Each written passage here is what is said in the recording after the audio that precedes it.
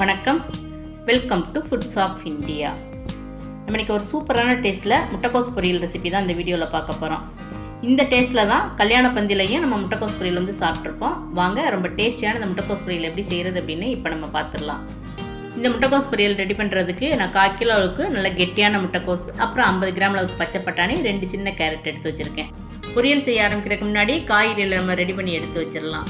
பச்சை பட்டாணியை வந்து தோலை எடுத்துகிட்டு பட்டாணி மட்டும் தனியாக எடுத்து வச்சுருக்கேன். அதே மாதிரி கேரட்டை வந்து தோல் சீவிட்டு தண்ணியில் ஒரு தடவை நல்லா கழுவிட்டு இந்த மாதிரி பொடிப்பொடியாக நறுக்கி எடுத்து வச்சுருக்கேன். முட்டைக்கோஸை இந்த மாதிரி வாழைக்காய் சீவுறதில் நான் பொடிப்பொடியாக துருவி தண்ணியில் ஒரு தடவை கழுவி எடுத்து வச்சுருக்கேன். நீங்கள் இந்த மாதிரியும் துருவி எடுத்து வச்சுக்கலாம், அப்படி இல்லைன்னா கத்தியில் கூட நீங்கள் பொடிப்பொடியாக நறுக்கி எடுத்து வச்சுக்கலாம். ஒரு பாத்திரத்தில் நறுக்கி எடுத்து வச்சுருக்க முட்டைக்கோஸ், பச்சை பட்டாணி, கேரட் இது எல்லாத்தையும் சேர்த்து இது கூட 1/4 கப்போட கொஞ்சம் குறைவாகவே தண்ணியும் நான் சேர்த்துருக்கேன். இந்த பொரியலுக்கு தேவையான உப்பையும் இப்போ நான் சேர்த்துட்டேன். இப்போ இதெல்லாம் சேர்த்து அடுப்பை மீடியம் ஃப்ளேமில் வச்சு குறைஞ்சது ஒரு 3 நிமிஷம் வரைக்கும் இது 3ஐயும் நம்ம நல்லா வேக வச்சு எடுத்து வச்சுக்கணும். இப்போ நீங்கள் விருப்பப்பட்டால் இது கூட 1/4 டீஸ்பூன் அளவுக்கு மஞ்சள் தூள் கூட சேர்த்துக்கலாம். இல்லை முட்டைக்கோஸ் பொரியல் வந்து பளிர்னு வெள்ளையாக வேணும் அப்படின்னு நீங்கள் நினச்சிங்கன்னா மஞ்சள் தூள் வந்து சேர்க்க வேண்டாம். நம்ம காய்கறிகள் வேக வைக்கிறதுக்கு கொஞ்சமாக தண்ணி சேர்த்துருந்தோம்.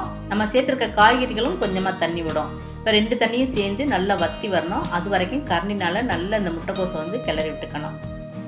இப்போ நம்ம சேர்த்த தண்ணியெல்லாம் நல்லா வற்றி வந்துருச்சு. இப்போ நம்ம வந்து அடுப்பை ஆஃப் பண்ணிவிட்டு நம்ம முட்டைக்கோஸ் பொரியலை வந்து ரெடி பண்ண ஆரம்பிச்சிடுவோம். அதுக்கு ஒரு கடாயில் நான் 1 டீஸ்பூன் அளவுக்கு நல்லெண்ணெய் சேர்த்துருக்கேன்.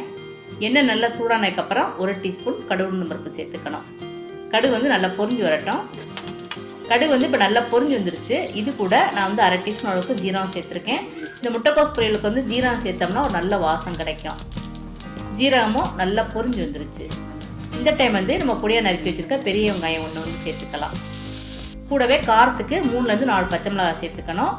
வாசத்துக்கு கொஞ்சமாக கருவேப்பிலை சேர்த்துக்கணும். வெங்காயத்தை 1 நிமிஷம் எண்ணெயில் வந்து நல்லா வதக்கி எடுத்துட்டேன். இந்த டைம் வந்து நான் 2 டேபிள் ஸ்பூன் பாசிப்பருப்பை அரை வேக்காடாக வேக வச்சு அதை வந்து இதில் சேர்த்துக்கிறேன். இந்த மாதிரியும் பாசிப்பருப்பை சேர்த்துக்கலாம். அப்படி இல்லைன்னா பாசிப்பருப்பை வந்து அரை மணி நேரம் தண்ணியில் ஊற வச்சு அதுக்கப்புறம் இந்த வெங்காயத்தோடய நம்ம சேர்த்துக்கலாம். நம்ம ஊற வச்ச பருப்பை மட்டும் இது கூட சேர்த்துக்கிறோம் அப்படின்னா எண்ணெயில் வந்து கொஞ்சம் நேரம் கூட வதக்கணும். அப்போ தான் அந்த பருப்பு வந்து வெந்து வரும். இந்த மாதிரி அரை வேக்காடாக வேக வச்ச பருப்பை சேர்த்தோம்னா நம்ம அதிக நேரம் வதக்கணுங்கிற தேவையெல்லாம் இருக்காது. இப்போ நம்ம வேக வச்ச காய்கறிகள் இது கூட சேர்த்து நல்லா கலந்து விட்டுக்கணும். நம்ம சேர்த்த பருப்பு காய்கறிகளெல்லாம் நல்லா அந்த மாதிரி ஒன்று சேர்ந்ததுக்கப்புறம் கடைசியாக நம்ம வந்து தேங்காய் துருவல் சேர்த்துக்கணும். சாதாரண வீட்டில் முட்டைக்கோஸ் பொரியல் செஞ்சோம்னா தேங்காய் தூள் வந்து கொஞ்சமாக தான் சேர்ப்போம். ஆனால் கல்யாண பந்தியில் நம்ம சாப்பிட்ற முட்டைக்கோஸ் பொரியலில் பார்த்தீங்கன்னா காய்கறிகளோட அளவை விட இந்த தேங்காய் தூளோட அளவு தான் அதிகமாக இருக்கும். அப்போ தான் அந்த டேஸ்ட் நம்மளுக்கு கிடைக்கும். அதனால் நான் தேங்காய் தூள் வந்து இதில் அதிகமாக சேர்த்துருக்கேன். இப்போ இதையும் சேர்த்து நல்லா கிளறி விட்டாச்சு. தேங்காய் தூள் சேர்த்து அதிக நேரம் அடுப்பில் வச்சு கிளறக்கூடாது. அதனால் நம்ம சேர்த்த உடனேயே நம்ம அடுப்பை ஆஃப் பண்ணிடணும். அவ்வளோதான். ரொம்ப டேஸ்ட்டாக கல்யாண பந்தியில் சாப்பிட்ற அதே டேஸ்ட்டில் முட்டைக்கோஸ் பொரியல் வந்து சூப்பராக ரெடி ஆயிடுச்சு. இந்த முட்டைக்கோஸ் பொரியலை இந்த மாதிரி கேரட், பச்சை பட்டாணி சேர்த்தும் செய்யலாம். இது இல்லாமல் வெறும் முட்டைக்கோஸ் வச்சுக்கும் இதே மெத்தடில் நம்ம செய்யலாம். எப்படி செஞ்சாலும் இந்த முட்டைக்கோஸ் பொரியல் வந்து செம்ம டேஸ்ட்டாக இருக்கும்.